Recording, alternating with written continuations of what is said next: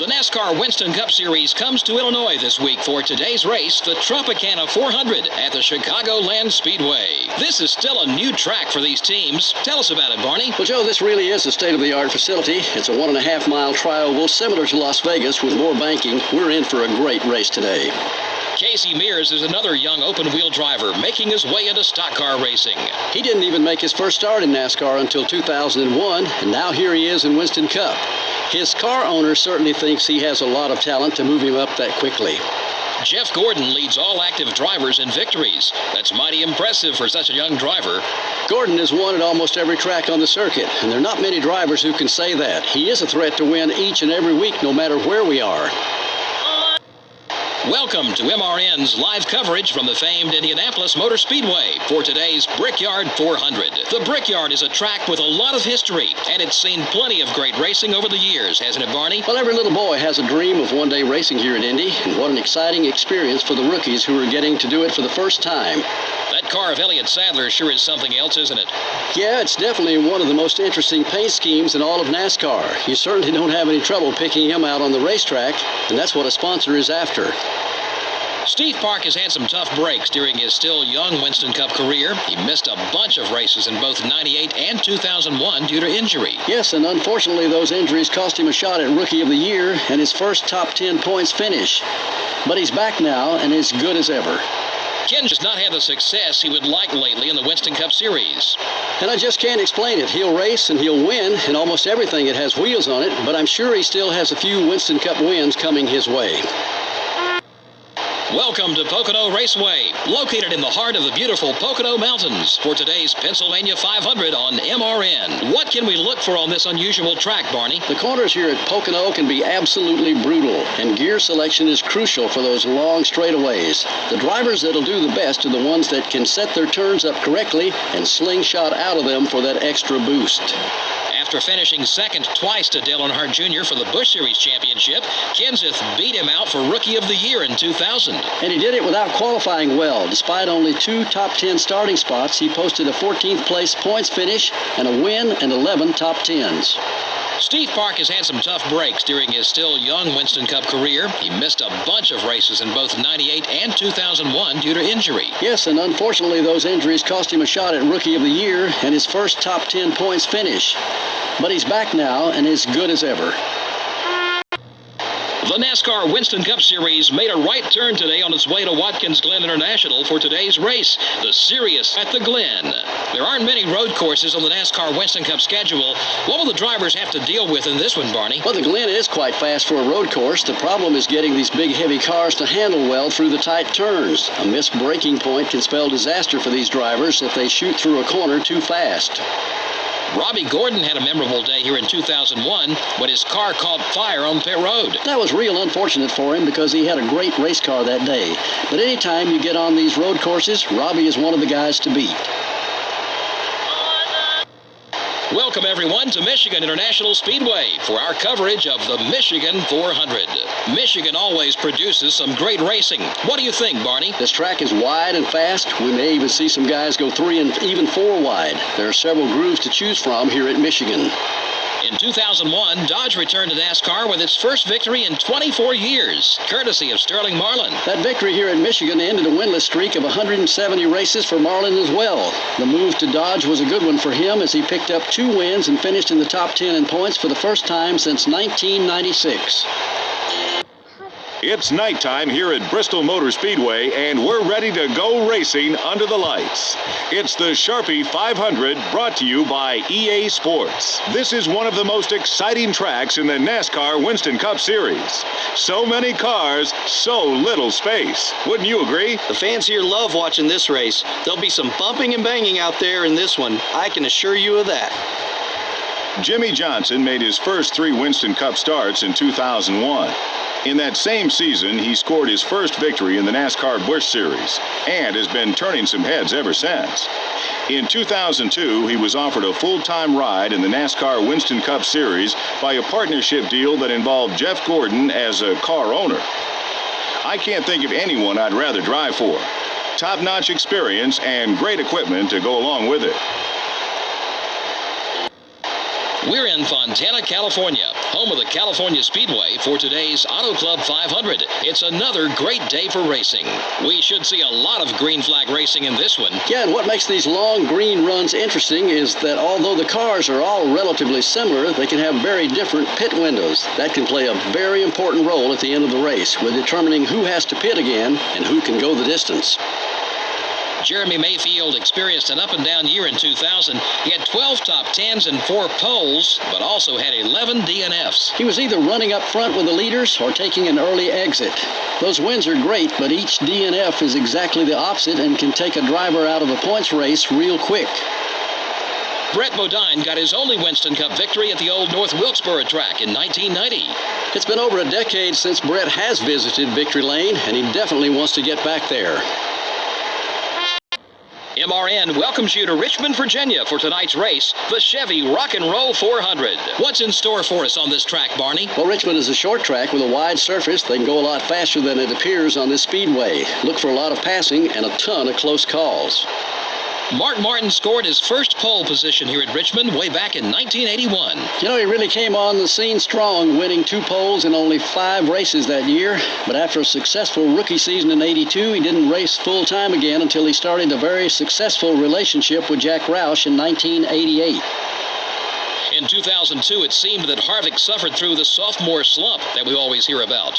With only 1 win and a 21st finish in the points, it was a down year. But you have to believe that Richard Childress' race team, especially one with Goodwrench on the hood, is going to find his championship form sooner or later. Kyle Petty started racing in the Winston Cup Series back in 1979 at the age of 19. You know, there's a lot of pressure on drivers in NASCAR, and you got to believe it's even heavier when your last name is Petty. So to come out and start banging fenders with these guys at age 19, you got to admire that. Welcome to New Hampshire International Speedway in Loudon for today's NASCAR Winston Cup race, the Sylvania 300. Barney, the fans are packed in and ready for the action. What do you think about this track? This is a tough track for a lot of drivers. These long straights allow the cars to build up a lot of speed before some hard braking going into the flat corners. In 2001, Robbie Gordon got his first career victory in thrilling fashion here in New Hampshire. Well, I guess thrilling is one way to put it. I know Jeff Gordon wasn't too thrilled about it. Robbie got into him pretty hard in turn 1, but that's racing, and a guy will do just about anything to get that first win. Welcome to the Monster Mile for one of the toughest races of the season. This is Joe Moore along with Barney Hall, set to bring you all the action here on MRN, the voice of NASCAR. So what can we expect in this one, Barney? Well, the name Monster Mile does say it all. It takes total concentration each and every lap. You'll see guys tagging the wall out of turn 2 and 4 all race long, and let me tell you, they'll feel it tomorrow morning. Terry Labonte has been called the Iceman because of his cool demeanor under pressure, but maybe the nickname Iron Man is more appropriate. You know, that's right. Labonte set a record for consecutive race starts with 655. That's over 20 years without missing a race. Steve Park has had some tough breaks during his still young Winston Cup career. He missed a bunch of races in both 98 and 2001 due to injury. Yes, and unfortunately those injuries cost him a shot at Rookie of the Year and his first top 10 points finish. But he's back now and as good as ever. Hello and welcome to the Kansas Speedway for the running of the Banquet 400. What a great facility this is, Barney. What do you think of this track? This track is a 1.5-mile trioval like Chicagoland in Las Vegas. Most of these drivers are still learning things about this track. We should see quite a show. Bill Elliott has won the Most Popular Driver Award a record 16 times. It's already been decided that the trophy will be the Bill Elliott Trophy once he retires. Johnny Benson won the Busch Series championship in 1995. That championship was sandwiched between 2 Rookie of the Year awards. He won the Busch Series award in 1994, followed up his championship with Winston Cup rookie honors in '96.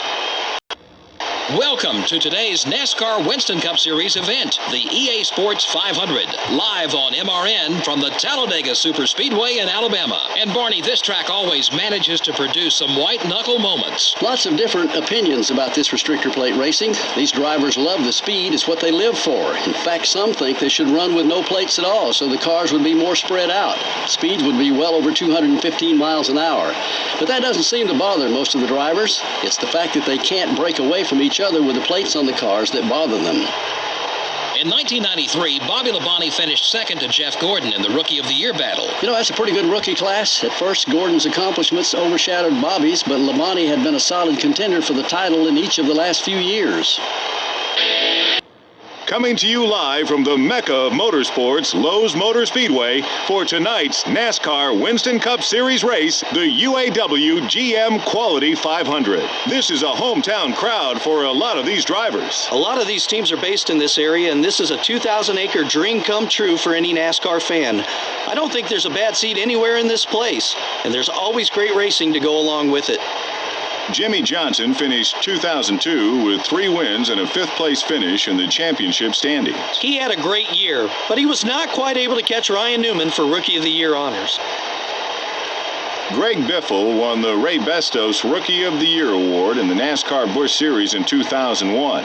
He started all 33 races that year and posted 5 wins.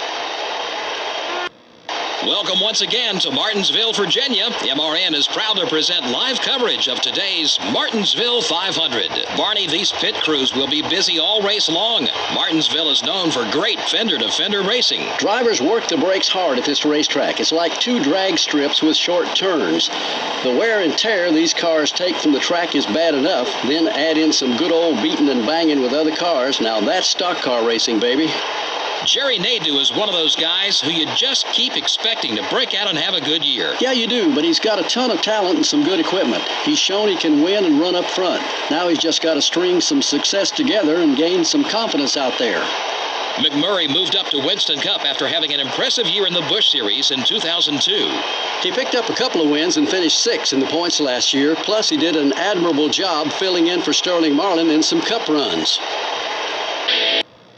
We're live from the Atlanta Motor Speedway in Hampton, Georgia for today's running of the Georgia 500. I think we're in for some incredible racing, judging by this track's history. The high speeds that can be reached here does make for some exciting racing. There are no restrictor plates to keep them from being able to pass either. It's just all out, good old stock car racing with the best drivers in the business. I can't wait to get this one underway. Jerry Nadeau pulled off his first victory here in the 2000 season finale. And a year later, he nearly did it again. That was a heartbreaking near miss for Nadeau. He was leading until the last lap when the car ran out of fuel and Bobby Labonte overtook him for the win. Jeff Gordon started out his career with a big splash, didn't he? In 1992, Jeff Gordon became the first driver to ever win Rookie of the Year in both the NASCAR Winston and Busch Series. Welcome to Texas Motor Speedway in Fort Worth, Texas, and today's NASCAR Winston Cup race, the Samsung Radio Shack 500. Tell us about this track. Texas is a tough track for these drivers to get a hang of. It's very fast, but has a very tight groove. Some of these cars may add some paint to the walls here before the race is over. Dale Jarrett was part of one of the tightest points battles in NASCAR history in 1997. He ended up finishing second to Jeff Gordon. And he didn't finish second by much, only 14 points. And Mark Martin wasn't too far behind either. Those last couple of races in a season are pretty exciting when a championship is on the line. 2002 was a breakout year for Kurt Busch and his Roush racing team. That it was. With 3 wins and 10 top 10 finishes, he really showed that he is one of the rising stars in NASCAR. Joe Moore and Barney Hall from the beautiful Arizona desert at the 1-mile Phoenix International Raceway for today's Checker Auto Parts 500K. What sets this track apart? Phoenix does make for some interesting racing because no 2 turns are the same. It's a wide track and pretty fast. Some even call it the world's fastest 1-mile oval. We should get our share of some exciting action out there on the track today.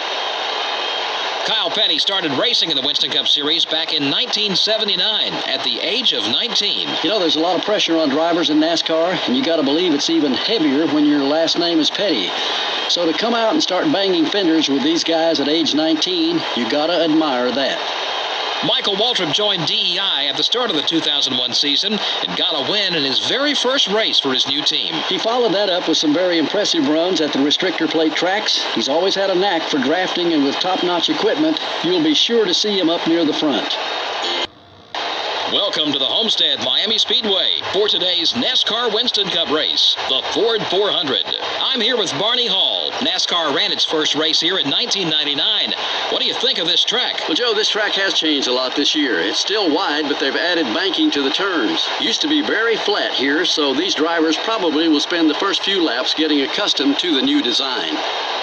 In 1992, Kyle Petty enjoyed one of his finest seasons in Winston Cup with a 5th place points finish, 2 wins, and 5 front row starting spots. And he followed that up with another 5th place points finish the next year. But after that, he struggled for a long, long while, reaching a career low of 43rd place after the 2001 season. In 1993, Bobby Labonte finished second to Jeff Gordon in the Rookie of the Year battle. You know, that's a pretty good rookie class. At first, Gordon's accomplishments overshadowed Bobby's, but Labonte had been a solid contender for the title in each of the last few years.